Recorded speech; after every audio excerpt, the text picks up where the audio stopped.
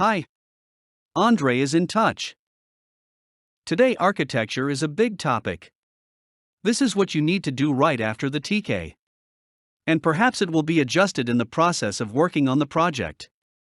And yet, architecture is an important engineering stage in the development and creation of something. This term comes from the home and building construction industry. And it works very well on analogies from this industry. If a house is being built without an architectural project, the likelihood of errors, overspending of material, and non-durability of structures is ensured. This can be avoided only by adhering to architectural solutions and observing the technologies prescribed in these solutions. Before we delve into this topic, you need to understand what tasks architecture solves. The architecture describes the processes and structures of the entire project, determining the data throughput in different parts of the project, and also allows you to optimize and scale the project in the future. Good architects are often people who learn from even better architects. Perhaps this is due to the fact that some conceptual requirements are inherent in practice all projects. Each conceptual requirement is formulated as a question for the architect to ask yourself during the project. Of course, some systems may have their own additional critical conceptual requirements.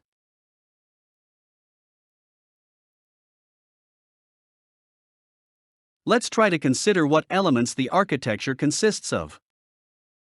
Functionality. What functionality will the product offer its users? Ability to change. What changes may be required in the software product in the future? What changes are unlikely?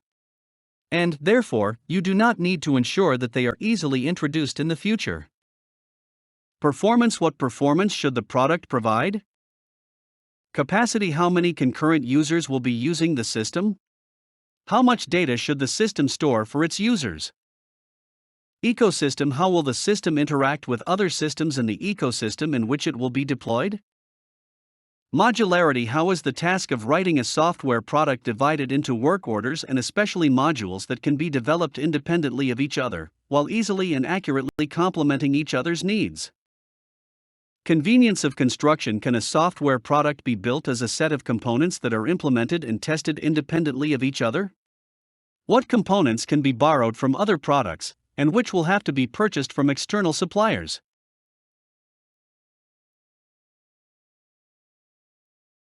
What is the manufacturability of architecture? If a product exists in multiple versions, how can it be developed in the context of a product line, using a common version? What strategy should be used to develop products included in the line? What investments will be required to create a line of software products? What is the expected profit from developing the different products in the line? In particular, is it possible to start by developing a minimum useful product and then develop additional products in the line by adding and removing components without changing the previously written code? What is architecture security? Does the use of the product require authorization? Should the product restrict access to its data? How to ensure data security? How can you protect yourself from denial of service attacks and other types of attacks? Finally, a good architect understands that architecture affects the organization. In other words, a good architecture can influence the structure of an organization to make it more efficient when building systems based on that architecture.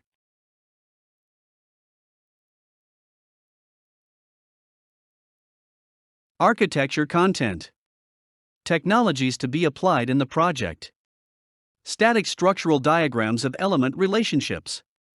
Dynamic diagrams of the main processes. Streams and arrays of data. Interface facades. The essence of the project. Algorithms. General and individual modules. Templates.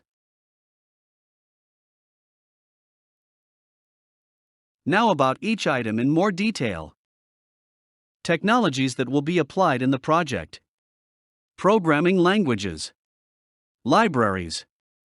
Third-party services connected to the project. Cloud storage. Cloud computing. Static structural diagrams of element relationships. User interface structures. Database structures. Object inheritance structure. Interaction interface structures.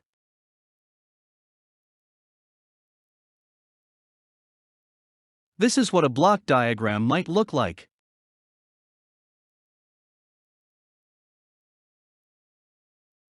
Summary of major structures. Structure. Components. Interconnection. Concept. Information hiding. Information hiding modules. Are part of. Contained in. Ability to change. Modularity. Convenience of construction. Uses. Process. Manufacturability. Ecosystem. Treatment. Processes, tasks, program threads. Gives work. Receives resources. Shares resources. Contained in the module. Performance. Ability to change. Capacity. Access to data. Programs and segments. Has access. Security. Ecosystem.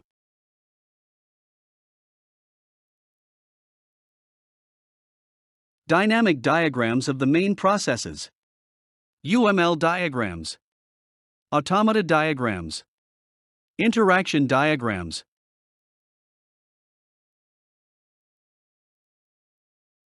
An example of a state diagram of an automaton processor structure.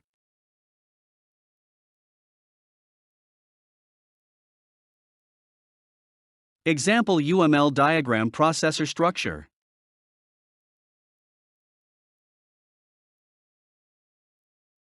Streams and arrays of data. What data are used by entities in the project? For what purposes the data is used? Priority of data arrival.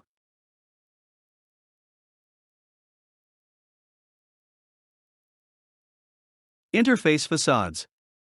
What the screens of the project look like. Where does the data come from for display? In what format are they transmitted and displayed? Is there a connection to the databases and which ones? Is there interaction with external resources API?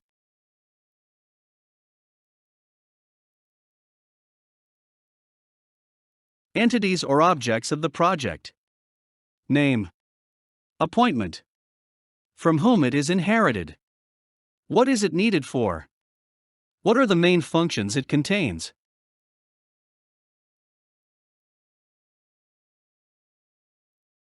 So, to summarize, software architecture is a document governing the general interrelation of parts of software. Their interfaces of interaction between themselves and the hardware security.